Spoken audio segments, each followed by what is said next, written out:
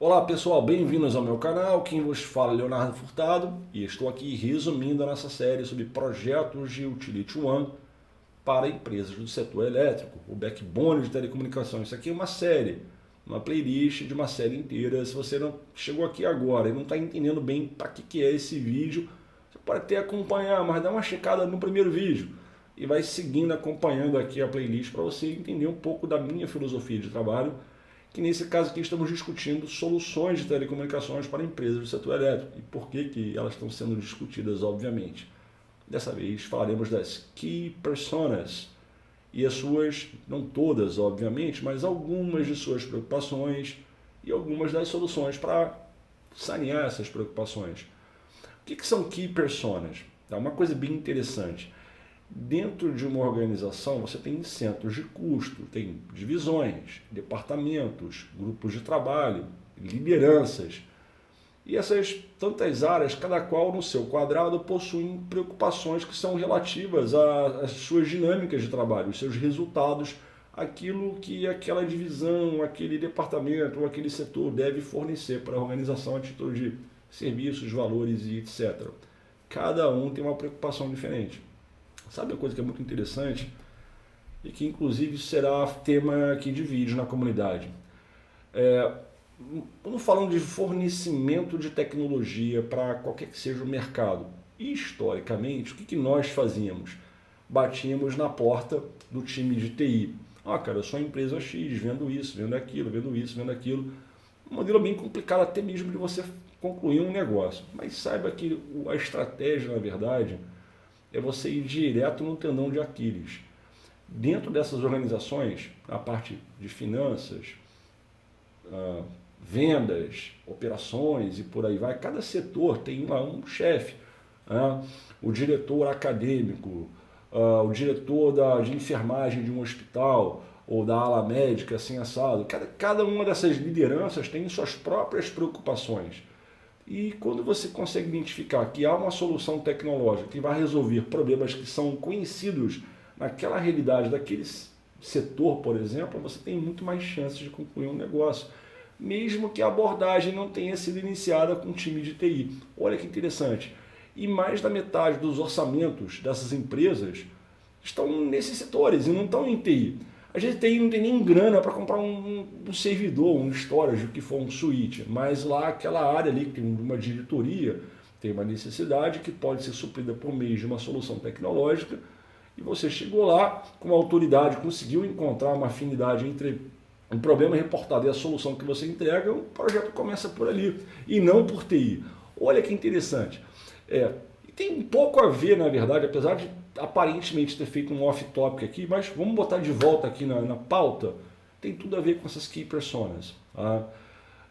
Não vender, que o foco aqui não é vender, mas argumentos, são fatos. Vamos entender logo o que esses caras pensam. Vamos primeiro identificar as principais lideranças dentro de uma empresa típica do setor elétrico e vamos entender um pouco das suas preocupações. O que nós temos aqui? Tá? Nem de longe todas as possibilidades, não, sejamos honestos aqui. Mas temos algumas das principais lideranças e algumas, né, das suas respectivas preocupações. Você pega, por exemplo, o vice-presidente de operações de uma empresa do setor elétrico, chamamos de COO aqui. Assim, um highlight das suas preocupações. Prover fornecimento seguro, confiável e eficiente de energia elétrica, melhorando a satisfação do cliente e, ao mesmo tempo, cumprindo com todas as regulamentações. Faz sentido? Claro que faz. É justamente da alçada de competências de toda a divisão abaixo desse VP ali. Vejamos os pains, as dificuldades, os desafios, as preocupações. Uma delas, conhecida até mesmo por nós brasileiros, preocupações com a segurança pública e despesas operacionais relacionadas a linhas de energia, com defeito nesse caso, que não são tratadas em tempo hábil. Concorda que não faz parte da realidade de um indivíduo nessa posição na empresa? Claro que faz. Quanto que se perde de grana, receita direta ali, multa, reparação, reputação e uma série de coisas, mercados inteiros afetados porque as linhas de transmissão estão com defeito, ele tem que achar uma maneira de antecipar esses incidentes e quando eles ocorrerem que as restaurações ocorram num prazo rápido, né? É uma preocupação, é uma métrica importante na realidade desse VP ali. Integração de energias renováveis causando problemas na rede, que cada vez mais, por exemplo, com energia solar, você lá produz a sua própria energia na casa e o excedente você escoa para a concessionária. Enfim, não vou nem discutir o modelo econômico disso aqui não, tá? A troca que acontece aqui nesse sentido, mas a parte de capacidade, né? É uma preocupação. Não estou dizendo que não tem solução para isso. Existe uma solução para isso, obviamente, mas não deixa de ser uma preocupação por parte, né, de empresas do setor elétrico, especialmente a divisão abaixo desse camarada ali. As interrupções afetam diretamente a receita, consequentemente a prestação de serviços. Você tem alguma dúvida com relação a isso? Então você tem um blackout aí, um problema que afeta uma região inteira. Cara, o quanto que não se perde de grana ali. Não vou nem falar no reparo, nos esforços de recuperação do incidente, mas dos consumidores afetados, dos segmentos industriais afetados. É muito dinheiro que se perde ali, por incidente. Olha que interessante. Perdas técnicas e não técnicas, nem tudo é técnico, em termos de perdas, né? Força de trabalho envelhecida, eu comentei isso no vídeo anterior, né? Então já foi explicado. E a própria eficiência da força de trabalho. São exemplos de pains, né? São as dores dessa divisão ali da empresa. Faz todo sentido. Vamos falar agora com o diretor de Smart Grid. Modernizar a rede com recursos voltados para o futuro e ampla automação para fornecer serviços elétricos com segurança. Esse é o highlight do cara, é a visão dele. Visão. É quase uma mistura de visão, missão e valores aqui. Vamos olhar o que ele está falando ali. Faz sentido? Não faz sentido. É da alçada das divisões ou da divisão que estiverem abaixo dessa liderança ali da empresa. Vamos ver alguns dos seus pains. A infraestrutura existente é um desafio para modernizar e não suporta a agilidade. É onde eu andei batendo desde o primeiro episódio dessa série. Fato, né? A infraestrutura ela precisa ser modernizada. Coisas têm acontecido na FAN, coisas têm acontecido na parte de centro de controle de forma modesta, subestação, automação, aí é uma parte meio crítica, um tanto legada ali, e o backbone de telecomunicações que acomodaria essas interconexões de acordo com todas as filosofias propostas para o negócio, está defasado, então isso tem que ser modernizado, porque não suporta agilidade.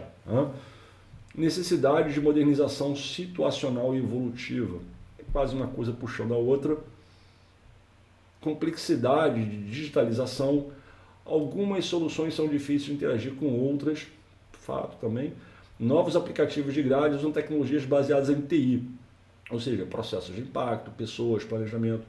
Então TI é talvez a área de interseção entre TI e operativo, entre IT e OT, né? Ambiente operativo, ambiente TI. Mas nessa parte do Smart Grid, quem está entregando o serviço são soluções de TI. Interessante. Então são alguns, né, dos pains de um diretor de Smart Grid de uma empresa desse porte. Vamos falar agora com a VP de TI, CIO. O nome vocês conhecem muito bem aqui. Vamos falar com ela, entender a visão dela geral. Fornecer aplicativos ideais e sistemas de comunicação usados para ambientes operacionais e de negócios. Aqui tem uma coisa interessante. Essa VP de TI ela já tem no sentimento de que o ambiente operativo pode gerar negócio, além do óbvio, né, que é geração e distribuição de energia, mas há outras oportunidades que podem esse ambiente ser compartilhado de forma segregada, privativa, segura, escalável, gerenciável e tudo mais, né, obviamente. Acho que tem oportunidades aqui de aplicativos, serviços usados tanto no ambiente operativo quanto de negócios, muito provavelmente sobre uma infraestrutura compartilhada. Então ela já tem visão aqui. Aplicações, bora ver agora os problemas aqui, né? Os pains. Aplicações críticas de IoT exigem características operacionais diferentes das clássicas de TI. Não há dúvidas quanto a isso. A criticidade do ambiente operativo é tão grande Você fala assim, o ambiente de TI é crítico. É fato, né? Principalmente em empresas de tecnologia, mas praticamente qualquer setor hoje, qualquer mercado vertical hoje é muito dependente de TI. Mas quando você pensa em TI numa organização de utilities, TI ela passa a ser secundária. Não que ela não tenha importância, mas, cara, a prioridade é o ambiente operativo. Né? E como você está partindo para um ambiente de convergência, né, cada qual no seu quadrado, mas compartilhando uma única infraestrutura, você tem uma preocupação porque as aplicações de OT não têm os mesmos requisitos de transporte que uma aplicação de TI. Isso gera preocupação para uma VP de TI numa organização como essa. Os operadores de OT podem não seguir as práticas ágeis, nem sabe o que é isso. Pô, Léo, você está sendo covarde, você está sendo maldoso. Não sabem. Experiência prévia de operadores excelentes, de engenheiros no ambiente operativo, eu acho que não sabem o que é um quadro Ethernet, como funciona o Ethernet, como funciona o IP. Você não conhece isso, não sabe o que é um change management, não nos moldes do ITIL, ou seja, os controles do ITIL são desconhecidos para essas empresas. Há, no entanto, outros frameworks. Eles observam outros artefatos, outras práticas, outros conceitos. Sim, tem uns bugs de ambientes operativos clássicos, né? Mas não nos moldes, por exemplo, que um ITIL sugere, e não somente o ITIL, mas TOGAF, ITIL e outras arquiteturas e frameworks. Eles são desconhecidos por profissionais do ambiente operativo no geral. Desafios de ter equipe de TI trabalhando no ambiente de OT. É um grande desafio. Quem responde por TI na organização não é essa CIO aí? Sim. Ela vai ter, então, a partir de um determinado momento, vai haver o time de TI envolvido de alguma forma com o time de rede operativa. São ambientes completamente diferentes, sob tutelas diferentes, inclusive os riscos são outros, os desafios são outros, e o profissional de TI não está pronto para trabalhar com OT. Assim como o pessoal de OT não está pronto para trabalhar com TI. Mas em algum momento eles têm que convergir, principalmente com a proposta da modernização dessas infraestruturas. É um baita pain aqui, obviamente. O ciclo de vida do sistema, né, de componentes de rede operativa apresentam desafios.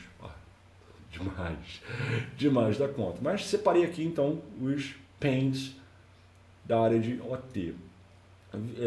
Na área de TI. Vejamos agora na área de direção de risco e conformidade, né? Risco, compliance, ou risco e segurança. Essa pessoa aqui simpática. Vamos dar uma olhada aqui. A visão geral da coisa, minimizar os riscos e maximizar a segurança para que a empresa possa operar continuamente o negócio. Ou seja, há uma preocupação muito grande na continuidade de negócios, de operações. Tudo que possa colocar em risco a continuidade de negócios e operações está na alçada a partir de risco e segurança no geral. Você pensa em segurança, pensa logo em redes, computadores, sistemas. Não, segurança é uma coisa tão ampla que ela cruza várias competências na organização. Ela esbarra na área de smart grid, esbarra na área de operações, esbarra na área de clientes, esbarra na área de TI. Segurança é um guarda-chuvas muito grande na organização. Tudo que possa ser um risco, que possa provocar impactos no negócio, cai no colo dessa divisão aqui. Então, a modernização de OT introduz mudanças exponenciais e traz novos riscos. Bom, as mudanças são gritantes. Aí ela acertou aqui. Esses modelos de modernização propostos vão mudar muito radicalmente, muita coisa como elas devem funcionar na empresa. Isso gera uma preocupação e traz uma infinidade de novos riscos, alguns muito conhecidos e outros desconhecidos por aspectos culturais na organização. É um baita de um pain aqui. A segurança de IoT não é tão robusta quanto desejado, enquanto os riscos de segurança cibernética estão aumentando diariamente. A maior preocupação. Aí vamos falar de tecnologia que envolve sistemas, redes e outras coisas. Sim.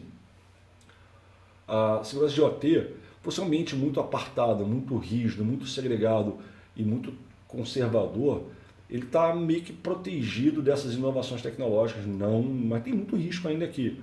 Mas a partir do momento que a gente moderniza isso para uma nova área, um novo universo de possibilidades em termos de tecnologias, protocolos, serviços e tal, isso Como é que a gente consegue lidar com a segurança de OT?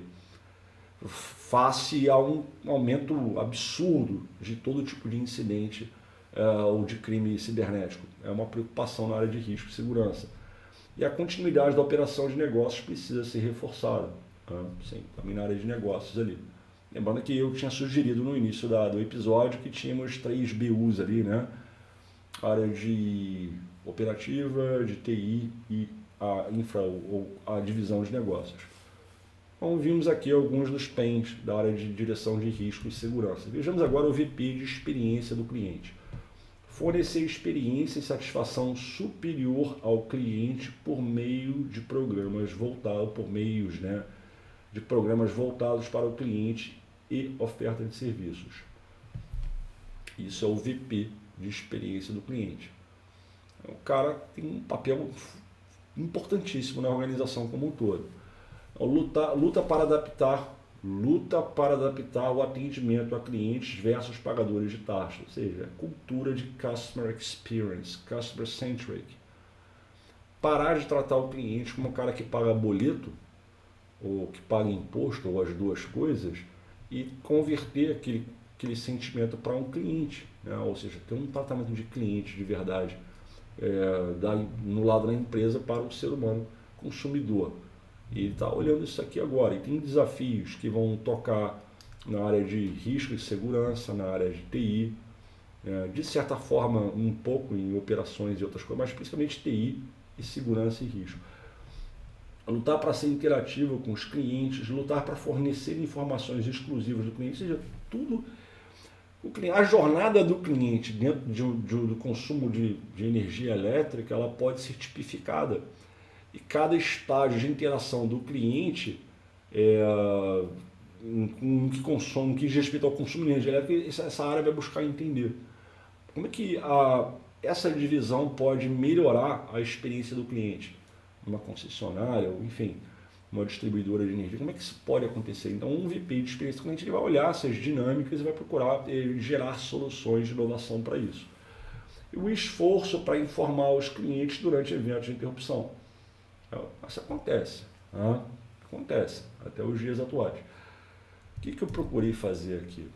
Vamos falar das soluções, algumas das soluções, mas eu procurei mostrar uma realidade já de cara. Toda organização possui essas divisões, cada qual seus tipos, quantidades e tamanhos ali, obviamente. Eu procurei mais ou menos exemplificar o que nós encontramos em empresas do setor elétrico.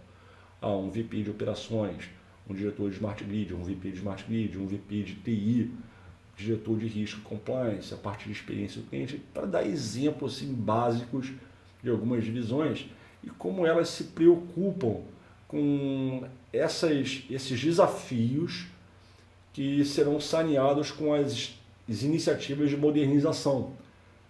Porque a modernização ela vai resolver problemas, mas ela vai acender outras bandeiras de desafios, de complexidades e tal. Como é que isso vai ser discutido? E como é que nós podemos construir projetos sofisticados que vão de encontro a essas expectativas e resolvam estes pains ali. Essa é a proposta desse vídeo. No próximo eu falarei das soluções, assim, no geral, antes de mergulharmos em equipamentos, tecnologias, processos e irmos dissecando ali o projeto técnico e as demonstrações que eu pretendo fazer. Espero que você esteja curtindo. Se você ainda não assinou o canal, assine o canal, deixe seu comentário. Eu tenho interesse em particular em conhecer as suas opiniões. Compartilhe com a comunidade e nos vemos aí no próximo vídeo. Se liga, um abraço.